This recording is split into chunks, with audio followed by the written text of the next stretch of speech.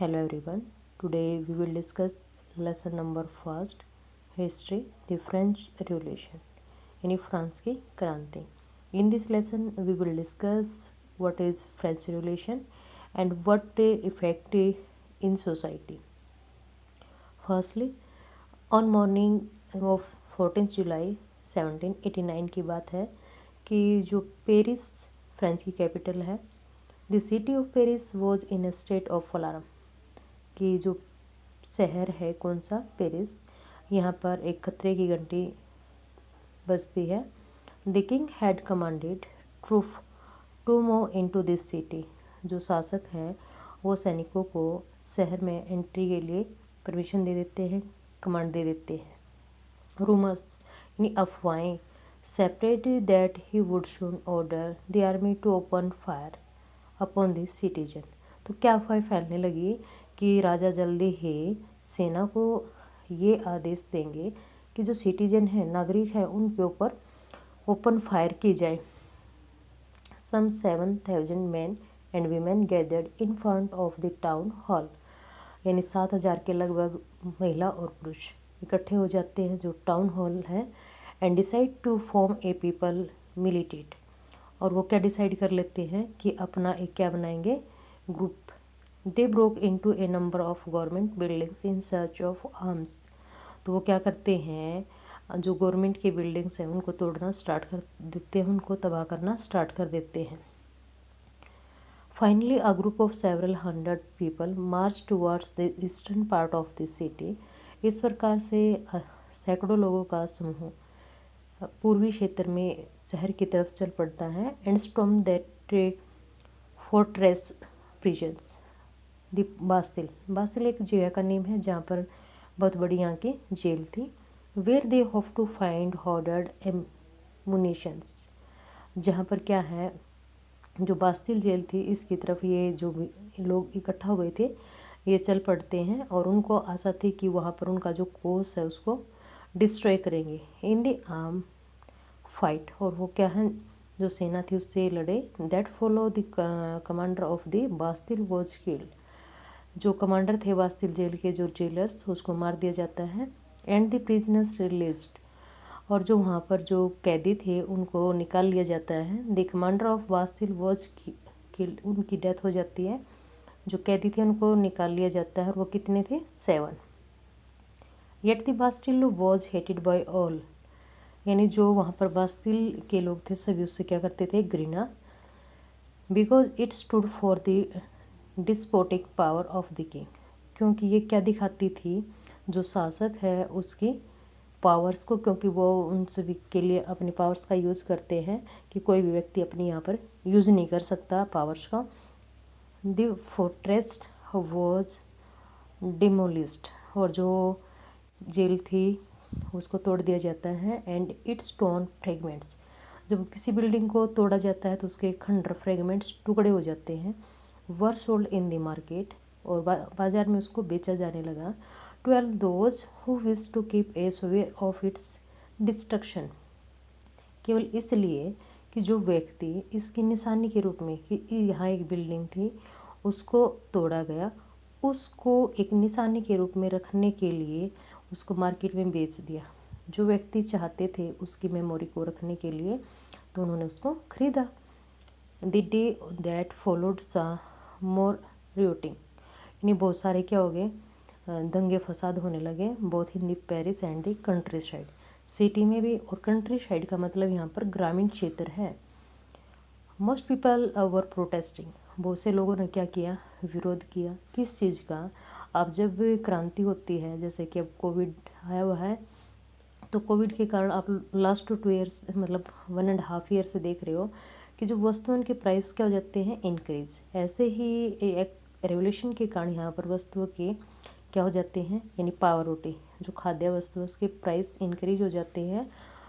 Much later when historians looked back upon this time. जो इतिहासकार हैं जब वो उसके पीछे की साइड में देखते हैं, they saw it as the beginning of a chain of events, कि ये तो एक स्टार्टिंग थी इस प्रकार की घटनाओं की. दैट अल्टीमेटली लीड टू एक्जीशंस, जिसमें फांसी भी दी जाने लगी of the king in France. किसको फांसी दी गई, फ्रांस के जो शासक थे।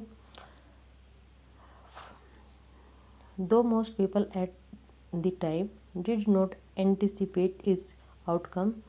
ये जो घटना है इसको ही आगे हम रीड करेंगे कि किस प्रकार से वहाँ की जो जनता थी उनको अपने जो शासक थे उनसे किसी प्रकार की कोई उम्मीद नहीं थी कि कोई अच्छा रिजल्ट उनके लिए निकल कर आएगा।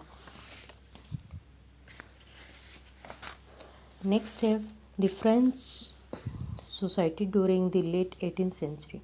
18वीं शताब्दी के बाद जो फ्रांस के समाज है उसमें किस प्रकार के परिवर्तन वहाँ पर देखने को मिलते हैं। In 1774 Louis 16 of the Bourbon family of king ascended the throne of France. यानी 1774 में लुइस 16 को जो कि बुर्बो वंश से संबंधित थे वहाँ का राजा बनाया जाता है फ्रांस का। और इसकी एज कितनी थी 20। एंड जो इसकी मैरिज है ऑस्ट्रिया प्रिंसेस मैरी एंटोनियट से हो जाती है। Upon his accessions the new king found an empty treasure. और जब ये क्या बना वहाँ पर शासक, तो इसको जो राजा का कोष होता है वो क्या मिला, बिल्कुल एम्पेटी, खाली। लॉन्ग ईयर ऑफ वॉर, क्योंकि जो लड़ाइयाँ थी वो काफ़ी लंबे टाइम तक चली थी। Had drained the financial resources, जिसमें उनके जो वित्तीय संसाधन थे वो ख़त्म हो चुके थे। Added to this was the cost of maintaining an एक्स्ट्रावेजेट।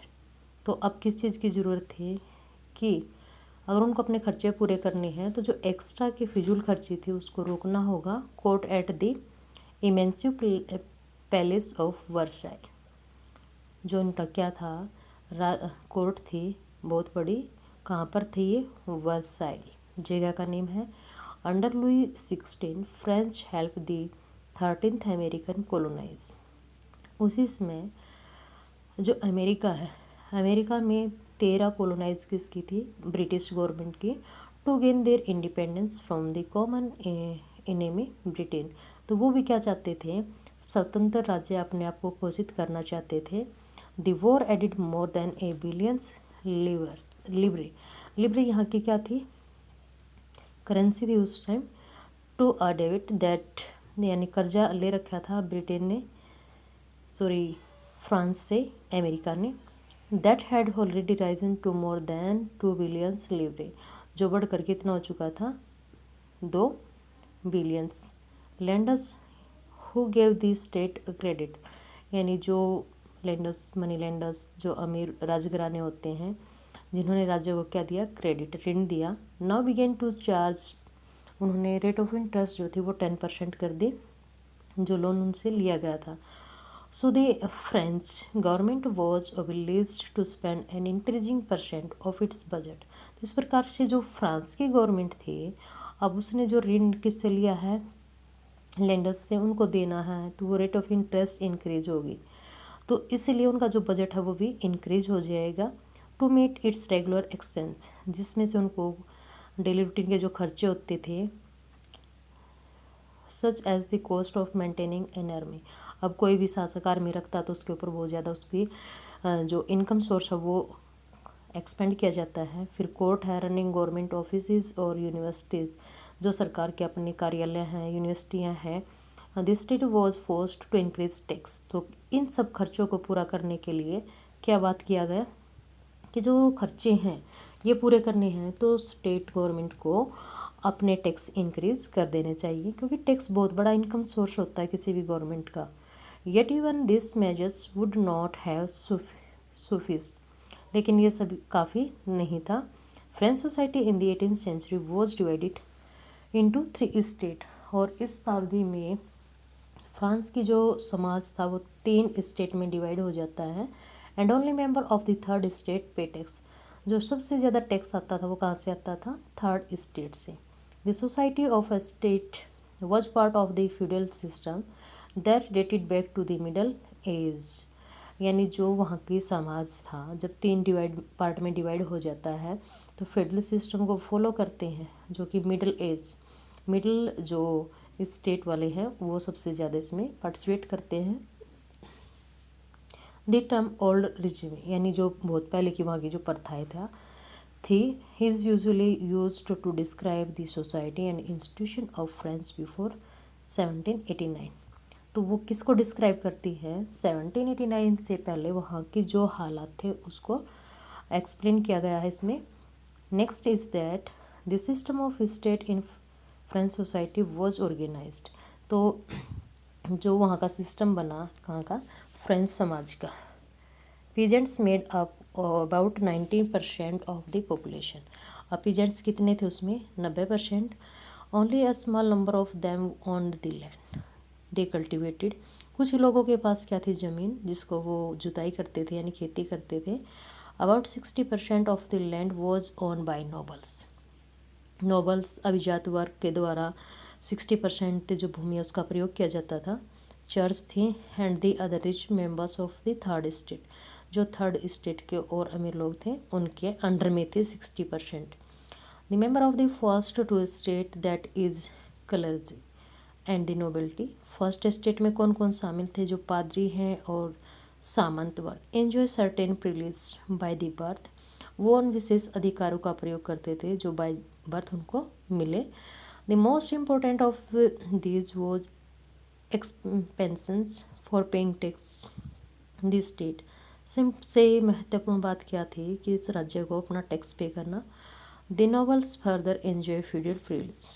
जो सीमा नोबल्स थे वो अपनी जो पावर्स थे उनके पास उनका प्रयोग करते थे। This include federal dues which they exacted from the peasants. जो क्या है?